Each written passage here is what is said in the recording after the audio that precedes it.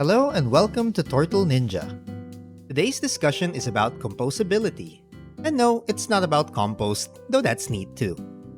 Composability in DeFi refers to the ability of different DeFi protocols and applications to integrate and work together seamlessly.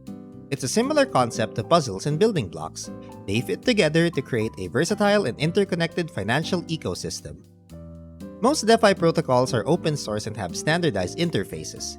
This compatibility allows developers to integrate different protocols with little effort. The output of one protocol can be the input for another. Tortle Ninja is a prime example of how effective DeFi composability is.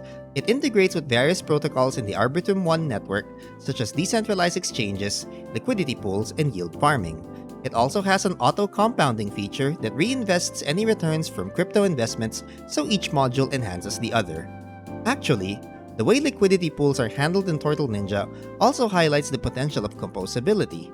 Instead of relying on a bridge or mediator for these transactions, Tortle directly sends the user's funds to the different contracts of its various partners, such as Balancer or Uniswap. The process is streamlined and happens in just one transaction, making it faster and more cost-effective.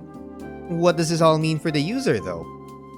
First, they can easily invest in sophisticated DeFi products such as derivatives and structured products with just one press of a button. Second, users can enter and exit DeFi positions more efficiently due to the smoother process. However, composability has its risks. Getting into complex DeFi products can make users vulnerable to price changes that can liquidate their investments. That's why we created combo triggers. No matter what product you're using, be it leveraged positions, liquidity pools, farms, or vaults, Tortle ensures that you can exit your position automatically when a certain condition is met and take your profits or save your investments with another transaction. Thanks for watching!